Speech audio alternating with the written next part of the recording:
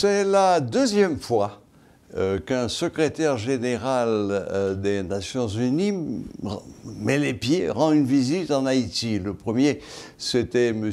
Ban Ki-moon, le Coréen, mais la situation était dramatique à l'époque. C'était pendant que les troupes étrangères étaient sur place et que les troupes népalaises étaient accusées d'avoir réintroduit, ou introduit plutôt, car ça n'existait pas avant, introduit le choléra en Haïti. C'est donc senti obligé de venir sur place et ça a été un acte de courage de sa part.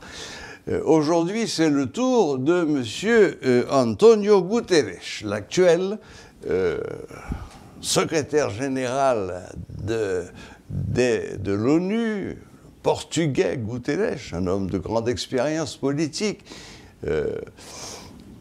Voilà qu'il a annoncé, c'est tombé un peu comme un coup de tonnerre dans un ciel bleu, qu'il allait venir en Haïti pour s'enquérir, pour voir lui-même de ses yeux les causes de cette situation dramatique dans laquelle nous croupissons depuis des temps. Alors pour essayer de jeter de la lumière sur cette visite brève, nous avons avec nous sur le plateau ce soir, en présentiel comme on dit, M. Pierre-Antoine Louis, diplomate, sociologue. Non, avocat. Avocat, enfin bon, plusieurs casquettes. Ouais. Bonsoir Pierre-Antoine Louis et bienvenue à Metro News. Bonsoir M. Klang et bonsoir téléspectateurs, téléspectatrices et tout le personnel et la direction de Radio Télémétropole. Monsieur Louis, essayons de donner un sens à cette visite. Pourquoi le secrétaire général de l'ONU a jugé bon de venir fouler le sol haïtien lui-même? Ouais. Bon, effectivement, le secrétaire général n'est pas le seul à venir ici. Avant lui, il y avait l'année dernière, je crois en début de l'année, le haut commissaire aux droits de l'homme. Il y avait également, il y a quelques jours, la responsable de l'UNICEF. Haïti se trouve à un tournant critique. Un tournant critique parce que la violence continue sans arrêt. L'espoir paraît hypothétique pour les Haïtiens et les Haïtiennes. La situation politique, d'après la conclave de la Jamaïque, paraît statique. Donc, il y a lieu aussi, dans quelques jours, 12 jours, je crois, aujourd'hui c'est le 3 juillet, n'est-ce pas? Il y a lieu pour le Conseil de sécurité de décider de la prorogation ou non du Bureau intégré des Nations Unies en Haïti, BINU. BINU, oui. Donc, M. Guterres qui avait, on va dire, je ne vais pas dire entériné, mais qui avait endossé, si vous voulez, la demande d'Haïti pour une intervention, l'envoi d'une force robuste, capable d'aider la police nationale à rétablir la sécurité. D'ailleurs, je crois que la décision du Conseil des ministres a été signée par le Premier ministre le 7 et le 8. M. Guterres l'avait endossé et au point même de recommander au Conseil de sécurité que cette force soit autorisée. Maintenant, le Conseil de sécurité peine à le faire. Entre-temps, les violences basées sur le genre battent leur plein. La situation sécuritaire s'est aggravée. Les Haïtiens et les Haïtiennes ne sont pas au bout de leur peine. Donc, le secrétaire général, à la veille, n'est-ce pas, de la prorogation ou non du BINU, souhaite mettre son poids dans la balance. Bon, malheureusement, pour ceux qui voudraient, qui souhaitent, notamment au niveau du gouvernement, la venue en Haïti d'une force d'assistance militaire, d'une force armée, malheureusement pour eux, la Russie et la Chine ne souhaitent pas leur accorder cette demande. La Russie avait même carrément mis son veto. Et en tant que membre permanent, le veto, c'est arrêt absolu. Correct. En fait, un veto non déclaré dans la mesure où les Américains s'entendent que cela allait venir, ils n'ont pas osé essuyer ce revers. Donc maintenant, on dirait que, semble-t-il que les étoiles se sont alignées dans la mesure où le président Lula, qui avait reçu la visite notamment de la ministre des Affaires étrangères du Canada, Mélanie Joly, et le département d'État avait envoyé le responsable de la région Amérique latine et Caraïbes, Brian Nichols, à Brasilia. Et semble-t-il, le président Lula avait également déclaré qu'il, quand il avait participé à la réunion du G7... Qui serait le porte-parole d'Haïti, voilà. À toutes les réunions auxquelles il assisterait. Exactement. Donc semble-t-il que le président Lula joue le rôle de bons offices auprès de Vladimir Poutine, le président de la Russie, et auprès de Xi Jinping, qu'il a visité récemment en Chine. Donc, semble-t-il que la Russie pourrait, n'est-ce pas, accorder une main levée à Haïti pour que cette résolution soit adoptée. Maintenant, entre-temps, il y a les États-Unis et l'Équateur qui sont co-responsables du dossier au niveau du Conseil de sécurité, qui tiennent toujours à une telle résolution. Donc, il y a deux options. Il y a l'option d'une force multinationale et l'option d'une force de maintien de la paix. Okay? Les deux ne sont pas la même chose. Bien sûr. Ce sont des étrangers qui viennent armés, mais ce n'est pas la même chose.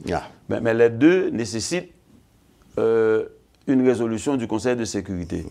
Donc, M. Guterres, vraisemblablement, il va encore plaider auprès du Conseil de sécurité le cas d'Haïti pour l'envoi de cette force, entérinant ainsi, si vous voulez, ou bien endossant la demande d'Haïti. Donc, c'est dans ce contexte que le secrétaire général arrive. L'on pourrait croire en diplomatie normale, bien que, s'agissant d'Haïti, bon, la normalité est quelque part, on ne sait pas trop. Mais si le secrétaire général prend son temps pour venir en Haïti pour quelques heures, il a beaucoup d'autres préoccupations de ce qui se passe à travers le monde. Bien sûr. Il se pourrait, je dis bien pourrait au conditionnel, qu'il ait eu vent que cette fois-ci, le Conseil de sécurité serait enclin à adopter une telle résolution, soit pour une force multinationale, soit pour une force de maintien de la paix. Voilà.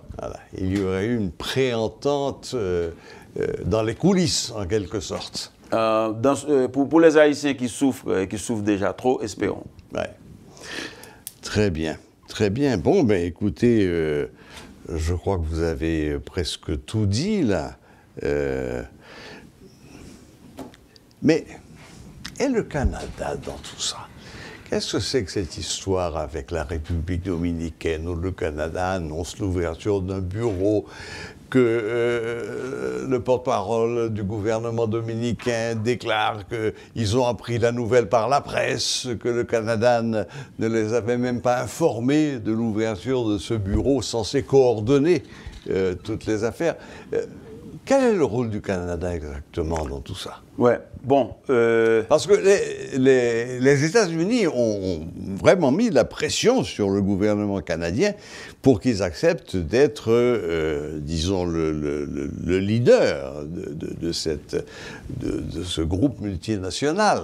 Trudeau n'a jamais voulu céder. Bien. Bon. Mais ils ne se sont pas retirés quand même. La preuve, c'est qu'ils veulent ouvrir un bureau.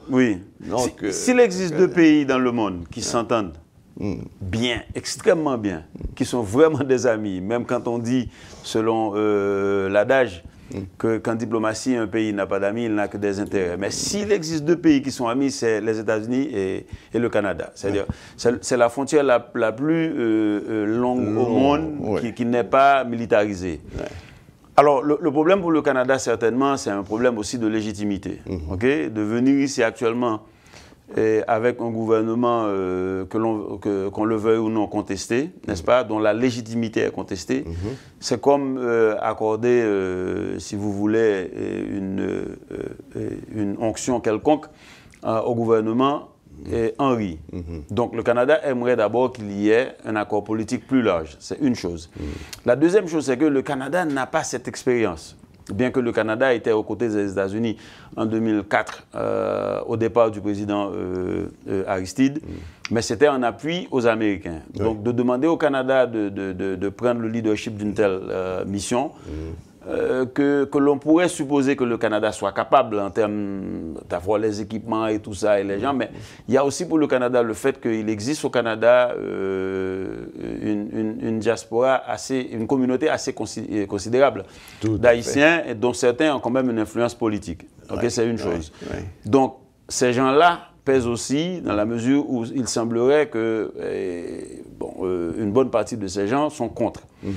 Et deuxièmement, il y a aussi la possibilité de dégâts collatéraux. Vous imaginez que on est en train de demander à des étrangers de venir dans des quartiers sensibles où on n'ose même pas envoyer la police nationale, ou bien on a peur d'envoyer la police nationale et les forces armées d'Haïti pour les confronter. Maintenant, vous allez demander à des jeunes blancs, en majorité blancs, de venir en Haïti, d'aller au village de Dieu. Ou à la plaine, ou en plaine, exactement, ou à, comment on appelle ça, ça vient dans l'Artibonite pour faire quoi? Et imaginez des bavures où des civils haïtiens seraient tués. Donc c'est quand même assez difficile. Donc pour le Canada, je ne crois pas vraiment que c'est un manque de volonté, autant que ça soit aussi une situation extrêmement difficile.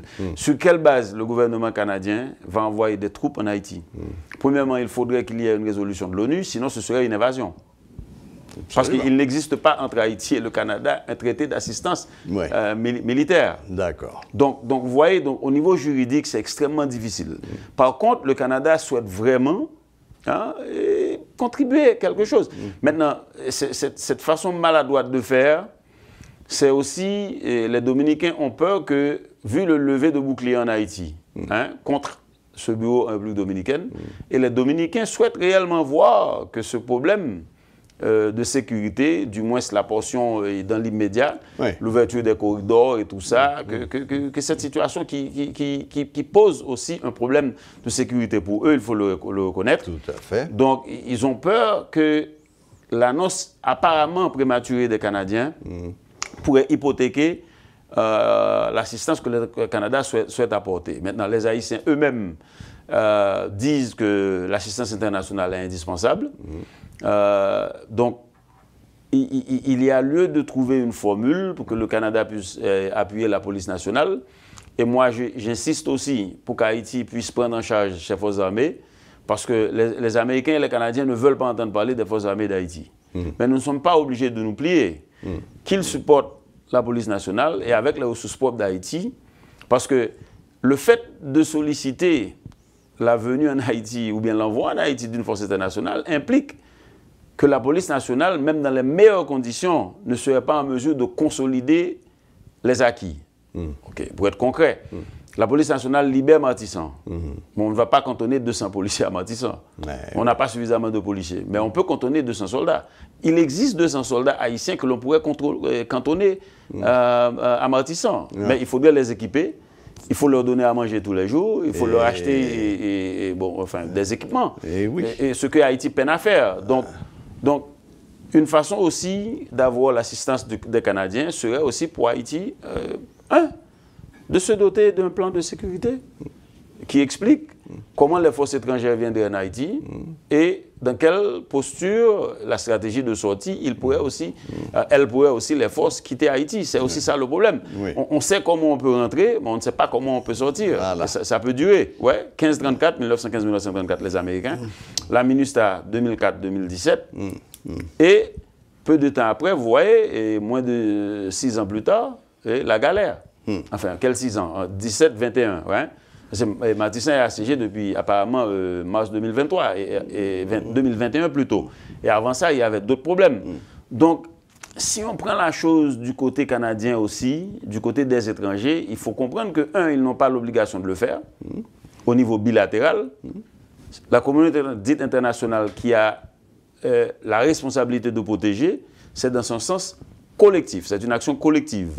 Mais les pays eux-mêmes, au niveau bilatéral avec Haïti, ils n'ont pas à venir en Haïti pour secourir Haïti. Sur quelle base? Il n'existe pas de traité entre les États-Unis ou le Canada et Haïti ou la République dominicaine. Ce serait carrément une invasion ou une occupation. Et au XXIe siècle, en 2023, on ne fait pas ça. Donc au niveau juridique et au niveau politique, c'est extrêmement compliqué. Vous voyez, et aussi, il faut le reconnaître, nous les Haïtiens, nous sommes malhonnêtes envers nous-mêmes. Nous n'avons pas de stratégie. C'est-à-dire, nous nous sommes laissés carrément à la merci d'une manne providentielle. Et la providence, dans ce sens, le Canada, les États-Unis et l'ONU. Ouais. Et là, c'est vraiment la façon... En fait, si on était à l'université, on voulait... si vous voulez prodiguer un cours sur comment ne pas gérer un pays, sur la mauvaise gouvernance, on prendrait ce qui existe actuellement en Haïti. Et là, je ne mets pas seulement en cause ceux qui exercent le pouvoir, mais aussi les élites comme moi. Les élites politiques, les élites intellectuelles, ouais, comme toi. Et les élites, certainement, les élites économiques, mais certainement les élites politiques qui n'ont pas su créer la stabilité en Haïti. Donc c'est ça le problème des Canadiens. Mais, si vous voulez, je dis problème dans le sens qu'ils voudraient bien aider. Mais le problème n'est pas le problème des Canadiens, c'est le problème des Haïtiens, oui. qui ont mis les Canadiens dans leur petit soulier. Oui, tout à fait d'accord.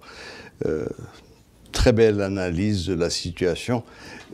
Moi, ce que je vois surtout, c'est que, et vous avez mis le doigt dessus tout à l'heure, c'est bien faire la différence entre des troupes d'occupation et des troupes qui viennent donner leur assistance. Car quand les Haïtiens entendent parler de troupes étrangères qui vont venir dans le pays, ils pensent MINUSTAH. Oui.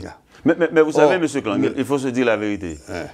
Je suis persuadé que si on demandait aux Haïtiens actuellement, avec ce que nous vivons là, que si même la MINUSTAH devait retourner, juste pour faire ce que la MINUSTAH avait fait pendant l'opération Bagdad. Vous n'avez pas fait.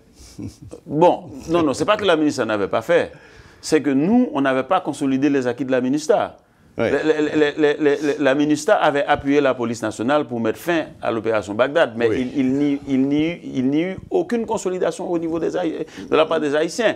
Donc, mais je veux dire, je pense qu'il n'existe pas beaucoup d'Haïtiens, quoi que vous entendez. OK? Il y a des gens qui sont en train de dire niet, niet, niet, et puis ils rentrent chez eux, ils parlent avec leur conjoint ou leur conjointe, et puis ils disent « Mbakatan Boublan ou Vini ». Ouais, il y a beaucoup d'hypocrisie dans cette affaire. Malheureusement, Monsieur Louis, j'aurais aimé qu'on puisse continuer à discuter de ces situations pendant très longtemps. Malheureusement, le temps... Avec plaisir, je reviendrai. Le temps nous fait un peu défaut.